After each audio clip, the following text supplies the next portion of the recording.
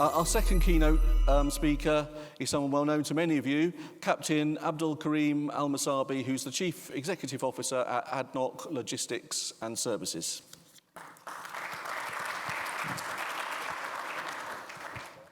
Thank you.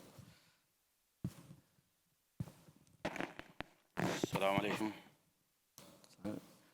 Distinguished guests, ladies and gentlemen, it's an honor to speak at the Maritime, Finance and Trade Conference 2019, where we meet to discuss the regional and global trade trends and the greater need for shipping and finance industry collaboration. Many of you know that I started my career at sea, so by default, I am an advocate for the shipping industry. I am a firm believer that it is the engine that moves our world.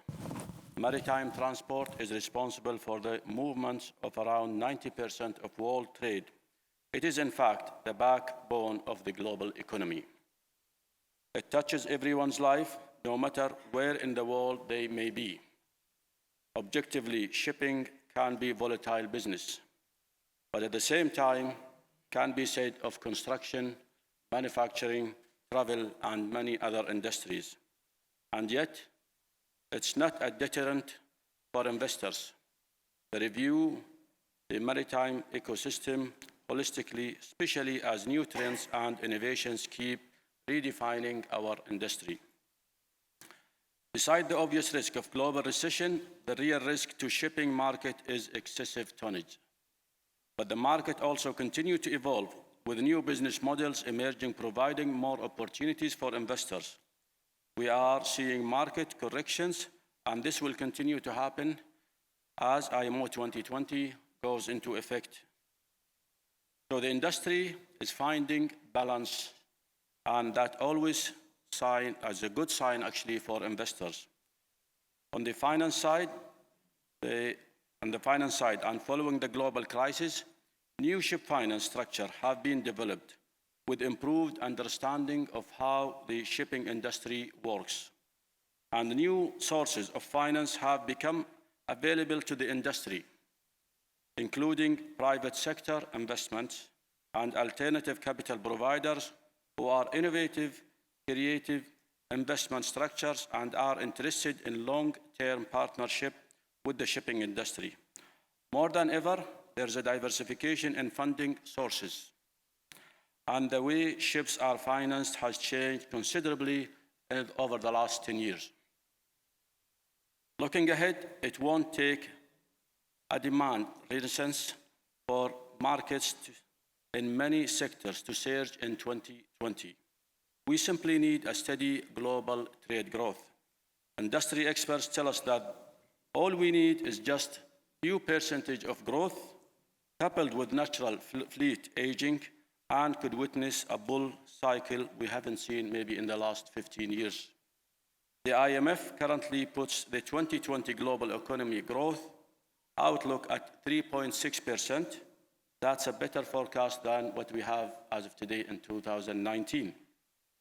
And in the longer term, the global economy is expected to grow at about 2.7% by the middle of the next decade, albeit slower than this decade, but still in a positive trajectory. When you add to this the irreversible change triggered by the IMO 2020 and the drive towards decarbonization, then you realize that the industry may not have to wait that long for a turnaround. And that's positive for all stakeholders involved, including financiers and investors. For the shipping industry to continue providing this critical and universal role of moving raw materials, goods, and products around the globe, investment is very critical.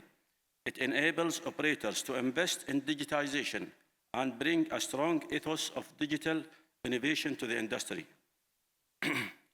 We all know that digitalization in the maritime industry is still very slow, and there is a real need to drive new synergies in order to remain a viable option in the modern global supply chain and accelerate the adoption of technologies that enhance service delivery and improve efficiency and productivity. And perhaps expedite the rollout of global fleet of electric and hybrid vessels. This is clearly where the industry is headed, and investment is central to all of this.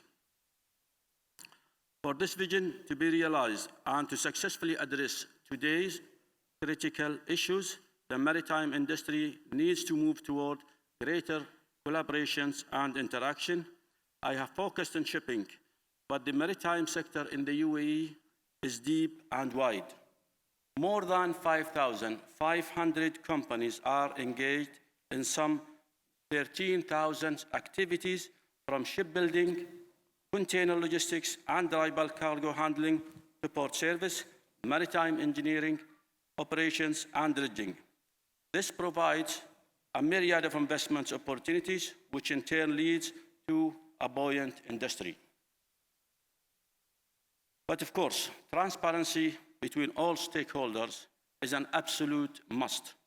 At the same time, our message to financiers is that calculated risks are always there when investing for long-term growth. Shipping is no exception.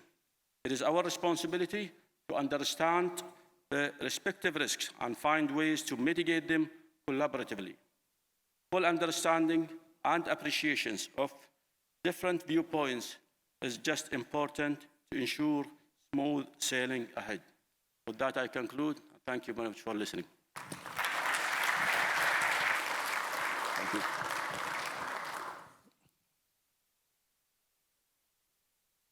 Thank you, Captain. So a good exposition of some of the opportunities and challenges that exist.